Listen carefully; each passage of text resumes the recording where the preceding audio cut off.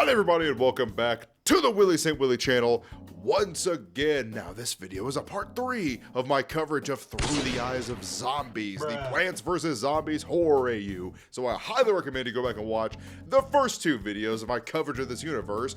Boom! Boom! Or else you'll be completely lost and I don't want you missing out on all the zombie plant action. So feel free to like and subscribe, go show some love to JHD Comics and VrictoPlays, and also comment below what your favorite Plants vs. Zombies character is. So without further ado, let's get right back into Through the Eyes of Plants. So here we are, the finale, the penultimate entry in Through the Eyes of Plants, and it gets right back in the thick of things with Sunflower and the pea shooter having to confront hypno-shroom-controlled Dave and the Zomboss mech, and his pea shooter mutant creatures that he created in his lab.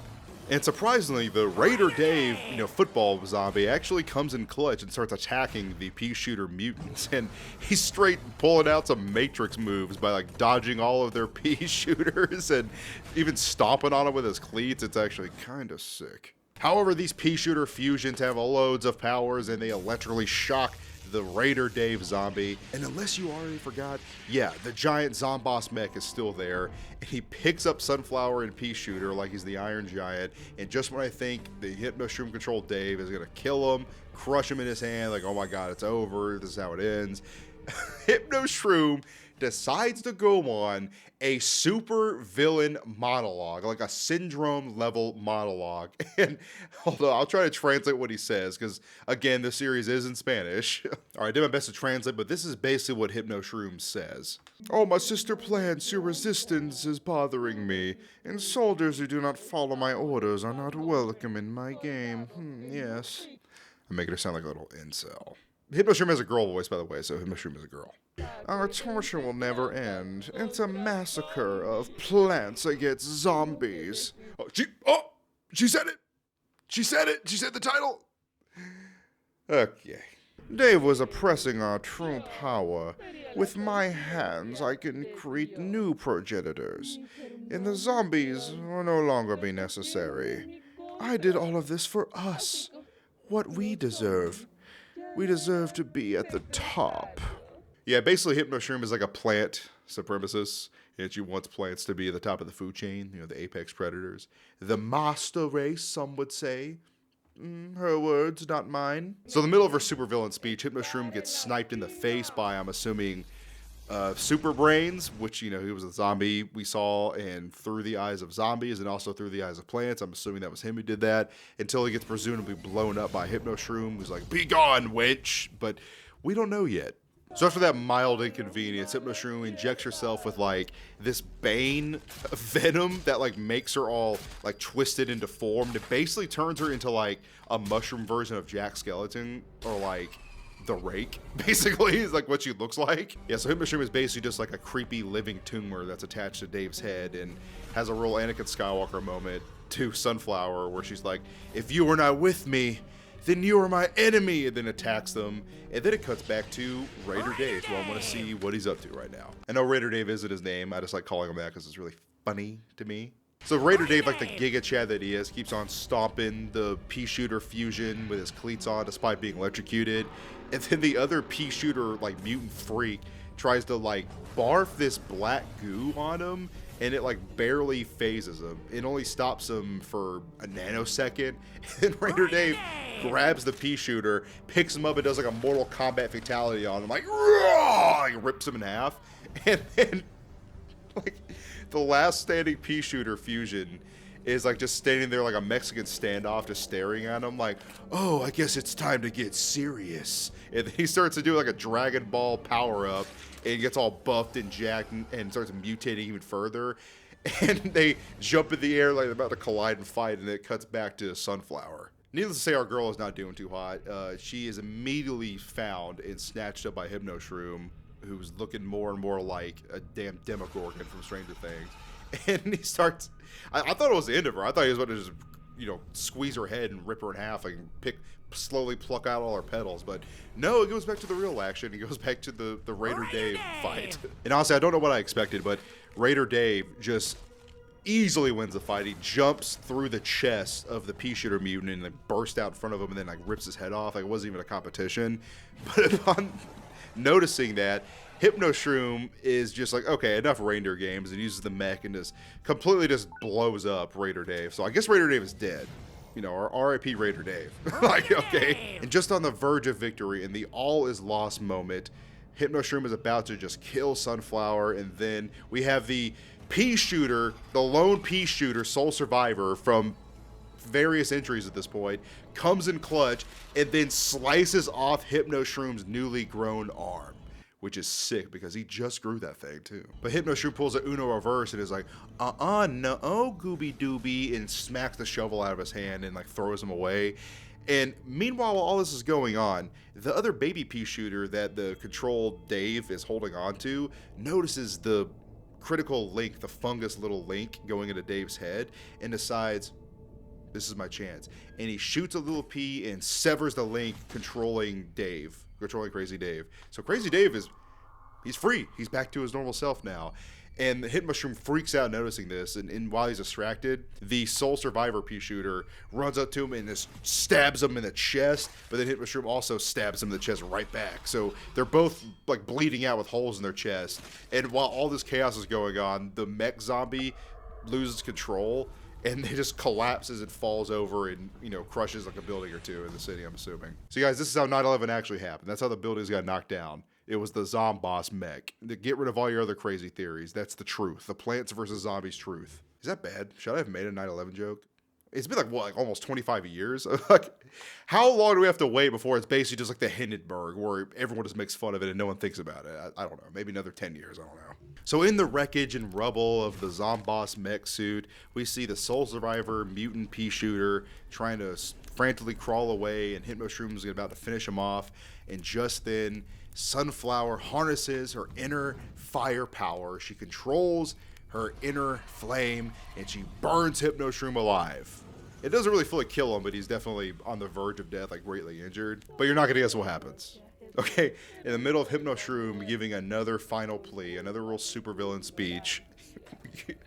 Watch out, watch out, watch out!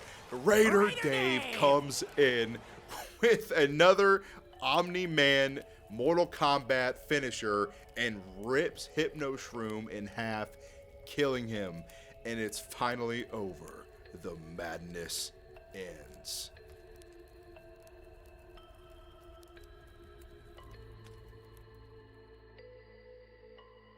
Or is it? Yes, our survivors try to move on with their lives. You have Crazy Dave recovering from his injuries, and he replants both of the pea shooters, the sole survivor one and the little baby one that escaped from the lab, and he's watering them, you know, taking care of them.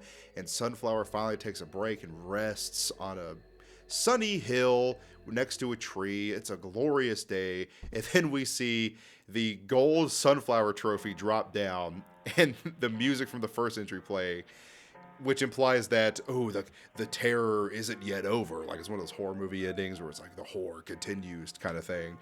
And at the after credits scene, we get another glimpse into Crazy Dave's garage with a ticking sound. Uh-oh. But yeah, the gold Sunflower trophy is basically, in the original Plants vs. Zombies game, I remember it's like, I think you get it when you beat every mode in the game or something like that, I'm pretty sure.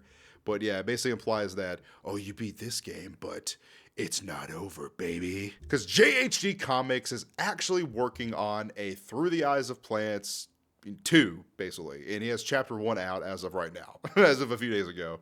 But yes, Through the Eyes of Plants 2, chapter 1 opens up not in Crazy Dave's yard, but in the desert in front of the pyramids of Giza. And at first it's kind of like your run-of-the-mill, you know, Plants vs. Zombies shenanigans. You have Icy Cabbage Pult and Bok Choy having to fend against these mummy zombies. And might I say, Bok Choy is like the best like melee plant. He's just giving them zombies left and right hooks like Floyd Mayweather. I mean, he's killing it, okay? He's killing the game. But uh-oh, things aren't looking too good for my boy Bok Choy. And eventually one of those like staff wizard pharaoh zombies, I don't remember all their names, you guys are going to help me out again, I don't remember all of them, I'm sorry.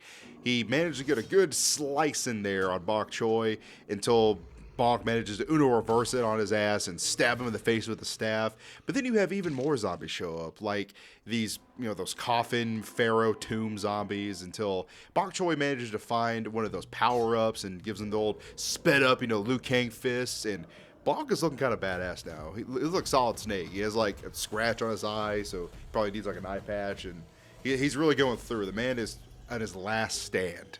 And so the Ice Cabbage, who I guess has just been watching the entire time, finally decides to make himself useful and freezes a zombie in place so Bok Choy can get the killing blow in.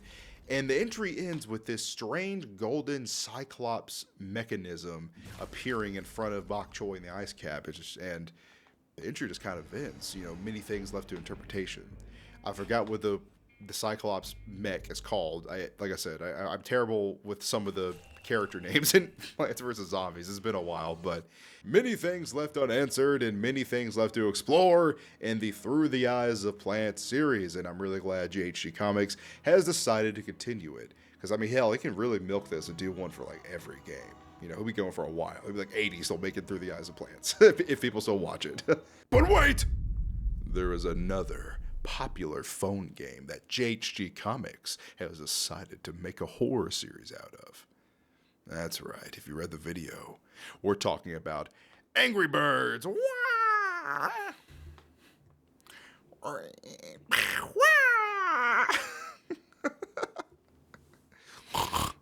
I'm going to assume that the game Angry Birds needs no introduction. I mean, we've all played it on our phones. They've made a movie out of it. Like, I mean, come on. We all know what Angry Birds is. I'm not going to dilly-dally. But yes, JG Comics decided to make his own horror series. And like Through the Eyes of Plants, it's a weird, twisted version of the Angry Birds universe. And I believe the title translates to Feathers in Famine. Wait, yeah. Oh, Famine and Feathers. Hambruna y plumas. So, I'm kind of scared. I don't like where this is going. So the series opens in this foggy, gray, desolate wasteland with, gray, cracked trees. It basically reminds me of, like, the opening of the Land of Dragons and Dark Souls. You know how, dragons used to rule the world, and it was just a desolate, gray, eternal wasteland of nothingness. That's basically what this world is. And you see this really skinny, malnourished human who is wearing a pig face mask.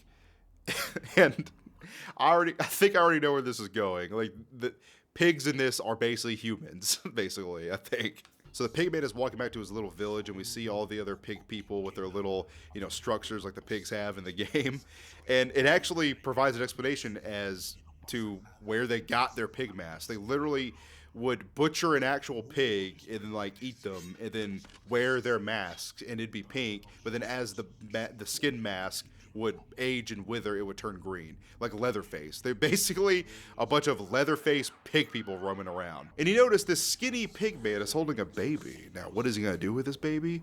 Well, shut up, you're gonna see in a second. As he lays down the blanket he was holding in front of their pig overlord, who is this big fat bastard who looks like Jabba the Hutt wearing a pig mask, he sets it down and reveals that, psych, it wasn't actually a baby at all. It was a set of 3 eggs that he stole from the birds. And all the other pig people start freaking out because they know what's coming. He has just started a war. He has brought death and pestilence upon their people. And oh boy, do we see the first sign of it, because it pans back outside and we see this ginormous slingshot in the distance that begins to hurl these evil-looking giant bird creatures onto the pig guys, and it starts, like, slicing their heads off, blowing them up, and we get a better look at the birds, and they're about as terrifying as I thought they'd be. They are literally just giant birds, and they be eating the pig people, biting their heads off and blowing up their buildings, just like how you would probably picture it in your head. And I really like how the birds just make such quick work of the pig people. Like, it's just not even they can't even defend themselves. It's not even close. They even kill their Jabba the Hutt boss and just completely just demolish him until there's one sole survivor pig man left, and we see all the other demonic looking soulless birds just kind of, admire their work. And the big guy takes off his pig mask as he's, like, praying to God in the heavens, or to Ares, like he's Kratos, desperately begging for his life. And he takes off his mask and he looks like about what I thought he would look like. He looks like a skeletal, bald man with one eye. And as he looks to the heavens, we see an unknown, ginormous, thunderbird-sized bird finish him off and take his life.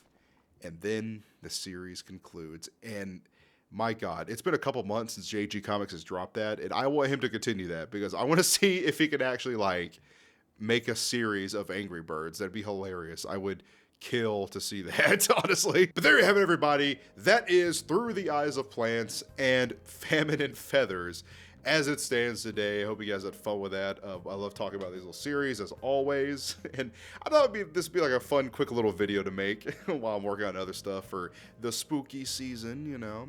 A couple other more unique ideas I had in mind, just, you know, because it's my channel. I kind of just make whatever I want sometimes. I try to satisfy you guys, but, you know, I like to experiment every once in a while with things, you know. But thank you guys, as always, for watching. And just in case I don't see you, stay safe and have a good one. Goodbye. All right. So here's the part of the video where I have to yap for like 20 seconds because I put other videos at the end of this, right? But come on, guys, you know the drill. You don't want to. I'm not gonna do anything crazy this time or weird. You know, I'm just a guy who wants you to click on the video. Okay, so do it. Click on the video. Click on another one. Okay, fine. I'll do something weird.